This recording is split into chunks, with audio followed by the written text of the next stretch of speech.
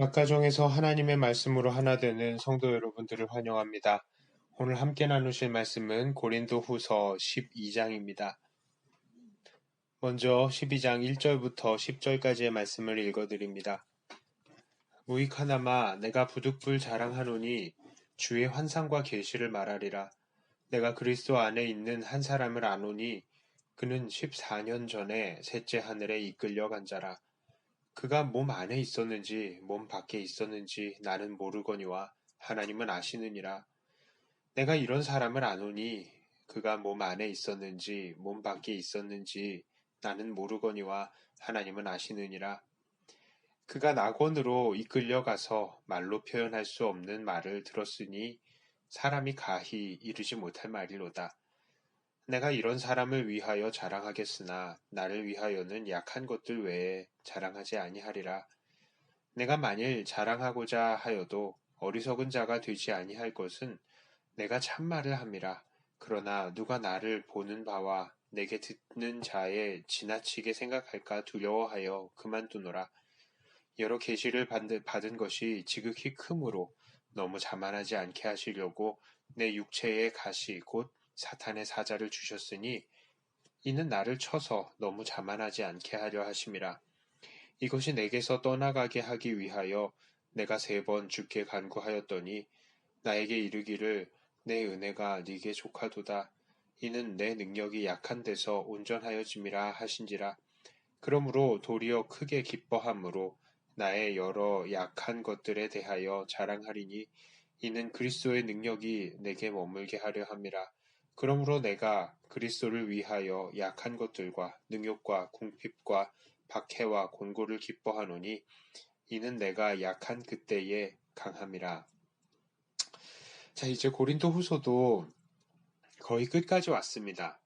13장의 내용은 맺음 인사의 성격이 강하기 때문에 오늘 12장의 말씀이야말로 고린도 후서의 전체의 주요 결론 부분이다라고 할 수 있겠습니다. 우리는 지난 고린도 후서 11장에서 바울이 자기를 자랑하되 자기의 약한 것을 자랑하겠다라고 말했던 것을 기억합니다. 자, 이제 바울은 자기의 약함을 자랑을 합니다. 그런데 자기가 약해진 이유를 먼저 설명합니다. 바울은 자기 자신이 겪은 놀라운 체험을 말하고 있습니다. 그것은 바로 천국에 갔다 온 천국 체험입니다. 특별히 재미있는 것은 바울이 이렇게 자기를 자랑함에 있어서도 그 주체가 마치 자기가 아닌 사람처럼 제3자처럼 표현을 하고 있다는 것입니다. 그래서 바울은 자기를 그라고 표현을 하고 또 내가 그 사람을 알고 있다라는 식으로 표현하고 있습니다. 그만큼 자기를 드러내는 것을 조심하고 있는 것입니다. 그는 자기가 14년 전에 셋째 하늘에 이끌려 갔다라고 말합니다. 당시 사람들은 하늘을 3부분으로 나누어서 생각했습니다. 첫째 하늘은 구름이 있는 대기권이고, 둘째 하늘은 별이 있는 궁창이고, 셋째 하늘은 창조 세계를 초월하는 하나님이 계신 영적인 하늘이었습니다. 그런데 바울은 이 3번째 하늘로 간 것입니다. 그는 그 하늘로 올라가서 사람이 말로 표현할 수 없는 말을 들었다라고 합니다. 바울은 천국에서 여러 가지를 보고 들었을 것입니다. 그러나 다른 것들에 대해서는 이야기하지 않고 유독 바울이 들은 언어에 관해서만 언급하고 있습니다. 그 이유는 바로 당시 사람들이 방언에 대해서 중요하게 생각하고 그것을 따졌기 때문일 것입니다. 그리고 바울은 그 이후에는 다른 말들은 하지 않습니다. 6절을 보니까 그것은 사람들이 바울의 말한 바에 대해서 지나치게 생각할까봐 두려웠기 때문입니다.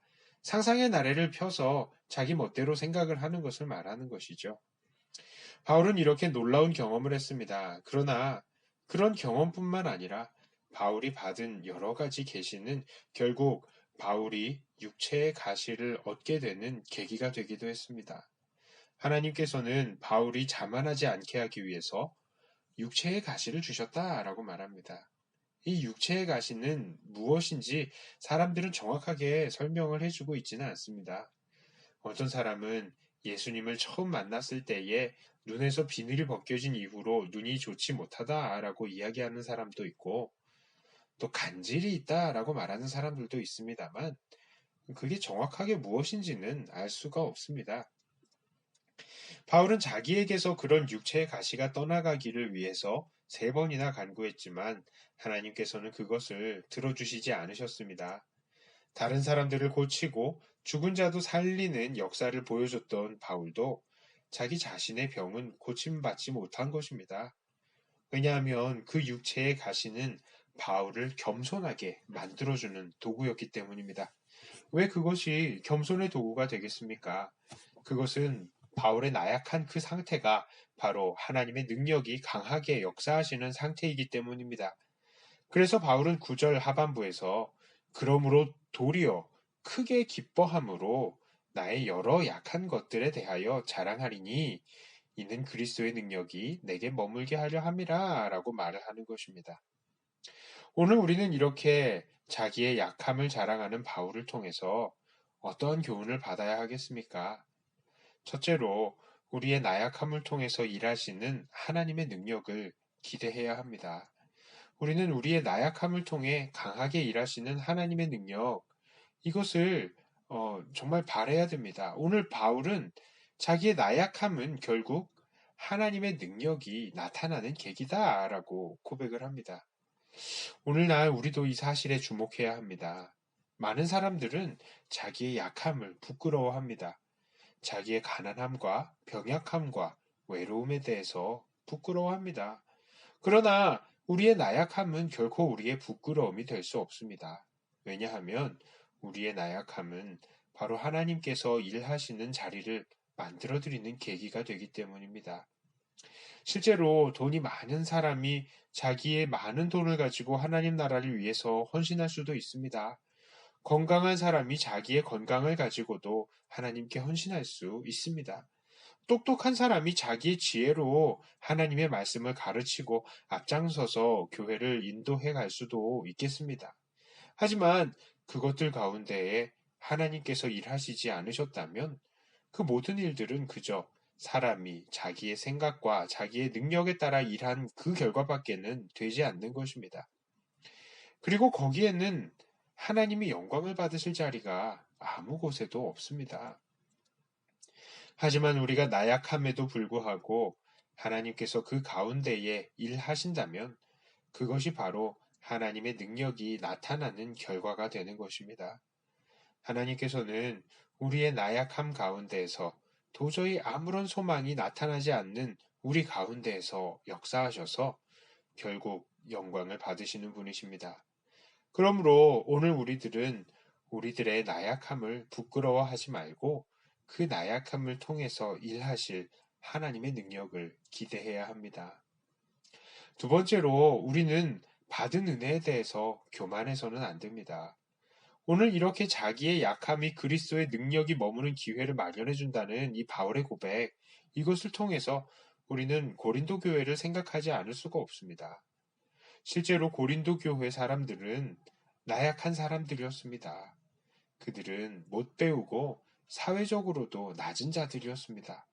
세상에 보기에도 나약하기 짝이 없는 자들이었습니다. 그러나 하나님께서는 그들에게 성령의 역사들을 선물로 주신 것입니다. 왜 그렇게 하셨을까요?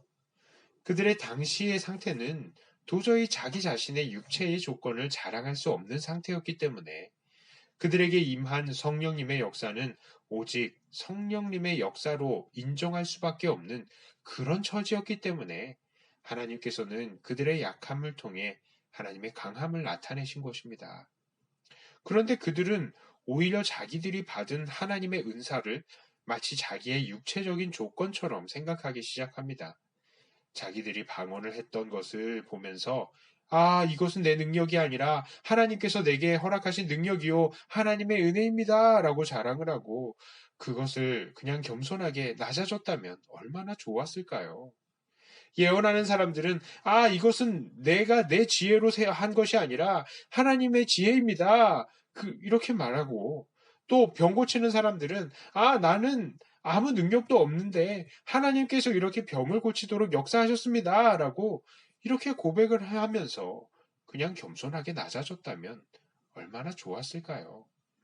고린도 교회는 그렇게 마땅히 자기의 낮음을 인정하고 하나님의 능력의 강함을 고백해야 마땅했지만 이들은 자기들이 받은 놀라운 은사들이 마치 자기 육체의 강함에 원래부터 속해 있던 것처럼 자기를 자랑했던 것입니다. 오늘날 우리는 이런 고린도 교회의 죄악을 따라서는 안 됩니다. 하나님께서는 우리의 나약함에 능력으로 채워주시는 분이시며 또한 앞으로도 채워주실 분이십니다. 그러므로 우리는 우리가 받은 능력이 내 능력인 것처럼 여기고 그것을 자랑해서는 안 됩니다. 도리어 우리의 낮음을 자랑하고 하나님의 은혜만을 드러내야 하는 것입니다. 바울은 자기가 받은 체험과 은혜 자체가 드러날까봐 오히려 바울을 제3자처럼 여기기까지도 했습니다. 우리도 그것을 생각하면서 오직 겸손히 낮아지시며 하나님의 은혜만을 높여야 하겠습니다.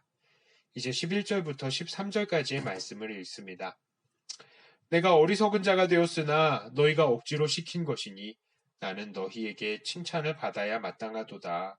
내가 아무것도 아니나 지극히 크다는 사도들보다 조금도 부족하지 아니하니라. 사도의 표가 된 것은 내가 너희 가운데에서 모든 참음과 표적과 기사와 능력을 행한 것이라.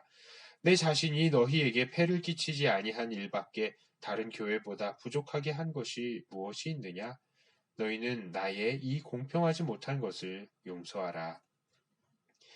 바울은 다른 교회와 고린도 교회를 공평하게 대하지 못한 것을 용서해달라라고 말합니다.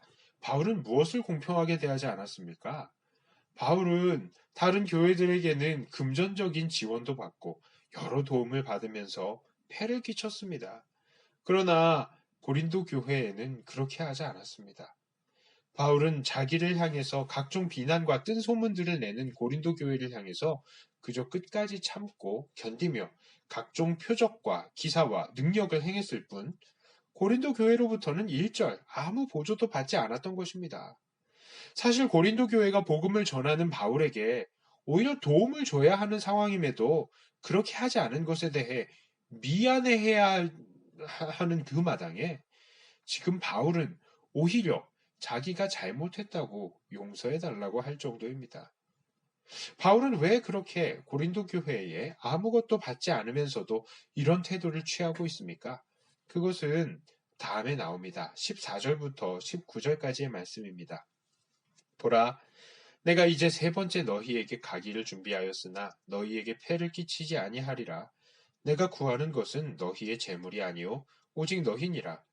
어린아이가 부모를 위하여 재물을 저축하는 것이 아니요 부모가 어린아이를 위하여 하느니라. 내가 너희 영혼을 위하여 크게 기뻐함으로 재물을 사용하고 또 내 자신까지도 내어주리니 너희를 더욱 사랑할수록 나는 사랑을 덜 받겠느냐. 하여간 어떤 이의 말이 내가 너희에게 짐을 지우지는 아니하였을지라도 교활한 자가 되어 너희를 속임수로 취하였다 하니 내가 너희에게 보낸 자 중에 누구로 너희의 이득을 취하더냐? 내가 디도를 권하고 함께 한 형제를 보내었더니 디도가 너희의 이득을 취하더냐? 우리가 동일한 성령으로 행하지 아니하더냐? 동일한 보조로 하지 아니하더냐? 너희는 이때까지 우리가 자기 변명을 하는 줄로 생각하는구나. 우리는 그리스도 안에서 하나님 앞에 말하노라. 사랑하는 자들아, 이 모든 것은 너희의 덕을 세우기 위함이니라. 자, 바울은 왜 고린도 교회에 아무것도 받지 않았습니까? 그것은 바울이 원하는 것은 고린도 교회의 재물이 아니라 고린도 교회 사람들 그 자체이기 때문입니다. 바울은 그렇게 고린도 교회를 향한 짝사랑으로 그들을 얻기 위해서 자기의 모든 권리를 포기했습니다. 그들을 위해 자기의 재물을 사용하고 자기 자신도 내어줍니다. 그러나 이상하게도 그 사랑이 깊어지면 깊어질수록 고린도 교회의 사랑은 점점 작아지는 것입니다. 어떤 사람들은 바울이 교활하게 고린도 교회를 속이고 금전적인 이득을 취하였다까지 말을 합니다. 그러나 바울도 그리고 바울이 보낸 사람들도 전혀 그런 일은 없었던 것이죠. 바울은 그런 고린도 교회를 얻고 그 교회가 덕을 세우기를 원했을 뿐이었습니다.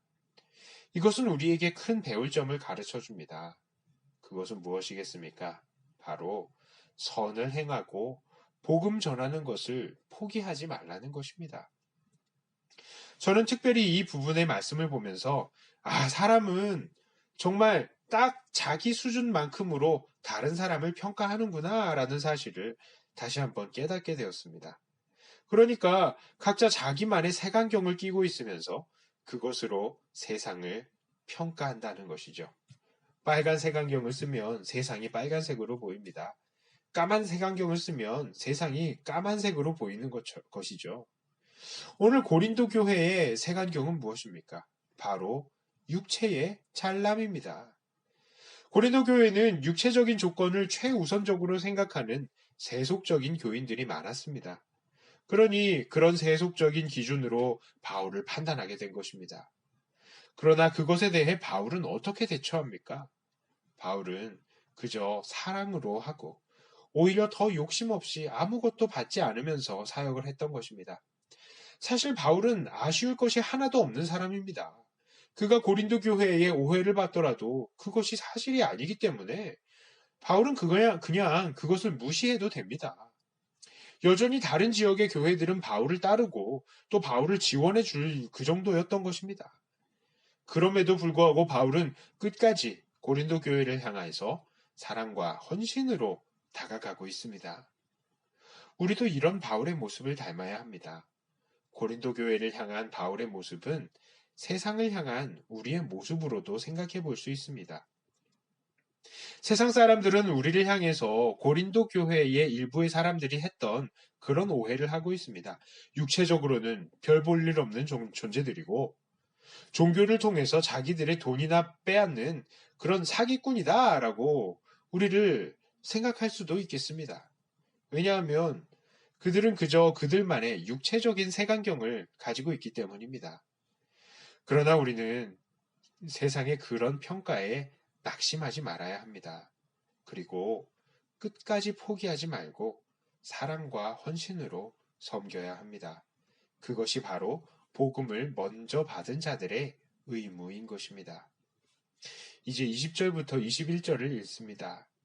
내가 갈 때에 너희를 내가 원하는 것과 같이 보지 못하고 또 내가 너희에게 너희가 원하지 않는 것과 같이 보일까 두려워하며 또 다툼과 시기와 분냄과 당짓는 것과 비방과 수군거림과 거만함과 혼란이 있을까 두려워하고 또 내가 다시 갈 때에 내 하나님이 나를 너희 앞에서 낮추실까 두려워하고 또 내가 전에 죄를 지은 여러 사람이 그 행한 바 더러움과 음란함과 호색함을 회개하지 아니함 때문에 슬퍼할까 두려워하노라. 자, 이제 바울은 자기가 직접 고린도 교회에 갔을 때에 여전히 그들이 그 죄악을 이어가고 있을 것에 대해서 두려워합니다. 자, 이 말은 바울이 그들에게 도착하기 전에 얼른 회개하라고 기회를 주고 있는 것입니다. 그렇습니다. 이렇게 상대방에게 경고를 하고 회개할 시간을 주는 것은 정말 중요합니다. 이렇게 상대가 진리를 깨닫고 시간을 가지며 자기를 돌아보게 될 때에 혹 그들이 하나님 앞에 돌아올 수 있다면 그것은 그들이 정죄를 받고 교회를 쫓겨나는 것보다 훨씬 더 좋은 일인 것입니다. 우리들도 형제들을 향해서 이렇게 진리를 선포함과 동시에 그들이 회개할 시간을 주는 것이 필요합니다. 그것을 통해서 우리들이 형제들을 얻을 수 있다면 그것은 참 좋은 일입니다. 이제 말씀을 정리하며 우리의 삶에 적용을 해보도록 하겠습니다. 오늘 우리가 함께 읽은 내용은 그동안 우리가 알고 있었던 고린도 교회의 문제들을 다시 한번 반복해서 말씀했던 내용들이 많았습니다. 바울은 육신의 시각으로 사람을 평가하고 자기를 자랑하는 그들의 문제와 또한 그런 육신의 시각으로 바울을 사기꾼 취급하는 문제를 이야기했습니다. 우리는 이 말씀을 통해서 어떠한 삶을 살아야 하겠습니까? 첫째로, 우리의 약함을 통해 일하시는 하나님을 기대해야 합니다. 우리의 약함은 바로 우리 하나님이 일하시는 자리입니다. 하나님은 우리의 연약함을 통해서 일하시고 반드시 그것을 통해 영광을 받으시기 때문에 우리는 우리의 연약함에 대해서 부끄러워할 필요가 없습니다. 두 번째로 우리는 우리가 받은 은사를 자랑하지 말아야 합니다. 왜냐하면 우리가 받은 은사는 하나님의 은혜의 선물이지 내가 잘나서 받은 것이 아니기 때문입니다. 세 번째로 우리는 포기하지 말고 사랑과 헌신을 이어가야 합니다. 세상 사람들은 여전히 우리를 오해하겠지만 우리는 먼저 복음을 받은 자로서 사도 바울이 고린도 교회의 범죄한 자들에게 대하듯 끝까지 포기하지 말고 사랑과 헌신을 이어가야 합니다. 네 번째로 우리는 진리를 선포하고 사람들이 회개할 시간을 주어야 합니다. 이것을 통해서 우리는 정죄하여 벌을 내리기 전에 형제들을 얻을 수 있습니다. 이런 삶을 통해서 더욱더 주님을 닮아가며 주님께 칭찬만 받는 사랑하는 백동교회 성도님들이 다 되시기를 주님의 이름으로 축복합니다.